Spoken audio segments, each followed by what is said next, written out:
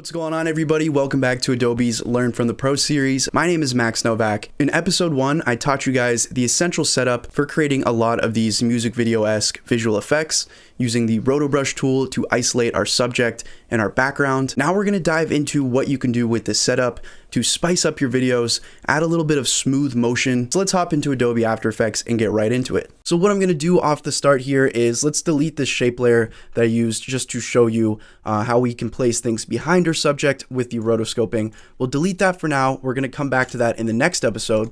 What I want to set up is some simple little transitions. So let's start off simple here. What I'm going to do is right click down in this gray space and I'm going to go to New and I'm going to create an adjustment layer. So on this adjustment layer, we can place any effects and the effects will be applied to everything beneath it. So let's create a simple little zoom here.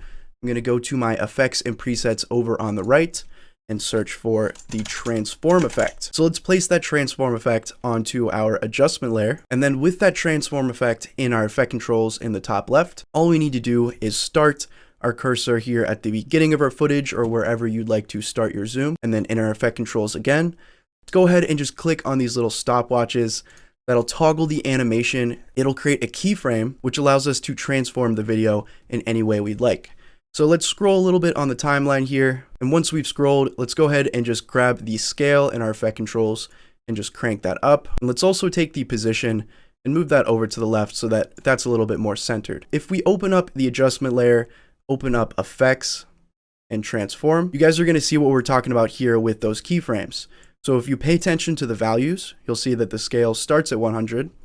And as we move along here, you're going to see how that goes up and it ends at the values that we specified. So what you get as the result, if we click play here, is a simple little zoom. Now the cool thing about this, you can grab these keyframes. If you want the zoom to be faster, you move them in, you're gonna have a lot faster of a zoom. Let's breathe some life into this and add some motion blur. All you need to do to enable motion blur, make sure you're clicking this toggle switches and modes button in the bottom left until you can see these switches. Go ahead and turn on the motion blur switch for all of these layers. And then you'll see as a result, once we've done that, it should enable motion blur in the composition. If you're not seeing that enabled, just make sure you check that on as well. So now when we go through our zoom, it's gonna add some of this realistic motion blur. And if you don't see what I'm talking about, you guys can go up to composition settings. And if you click over to the advanced tab, you can take this shutter angle here and just crank that up. That's going to increase the amount of blur. So you can raise the shutter angle, but you can also increase the speed. So again, if I take those keyframes and make that zoom a lot faster just by dragging that in, with my increased shutter angle and the increased velocity of that zoom, you're gonna have this super blurry zoom in that looks a lot more realistic. It kind of reminds me of those Tarantino-esque, the super high motion blur. You can use those keyframes in your transform to make any adjustment and add the motion blur just like that. So that is the basics of using your motion blur. Again, very easy. Let's take it a step further here and go over to our rotoscoped clip that we set up in episode 1. What we're going to do is select that layer and we're going to click Control D to duplicate it. So with that duplication, let's go ahead and right click on that and we're going to rename that to clone. Now the best way to think about this, the best way that I visualize it is by thinking of these layers as a sandwich. So if we take our clone and we just move that over a little bit, now you can see what we're talking about. Now thinking of those layers like a sandwich once more, if you take that clone layer and you place it beneath our original roto layer, check out what happens here. The clone layer goes behind our original, and that's how we can manipulate essentially what's in the front, what's in the back, just by easily changing the layer structure. Let's go back over to our clone layer here and start opening up these triangles to show our transform options. And for now, let's go ahead and just click reset next to transform so everything goes back to normal. Start at the beginning or wherever you'd like the effect to start. Go ahead and toggle the animation on. You can even just click and drag down. Now let's drag a bit, maybe to where the zoom ends, right about there. And let's take our position and just move that over to the left. So it looks pretty cool. And with that motion blur that we set up, it's not just gonna shift from behind, it's really gonna have some motion blur and react to the speed and the velocity of everything you're setting up there. So let's look at that without the motion blur. Everything's a lot more stale. You can see those edges coming out a little bit more. With the motion blur on, I think it works perfect for dance type videos like this, any type of video with high energy. So we're almost finished here. Let's just add a couple more keyframes just to keep changing around the motion.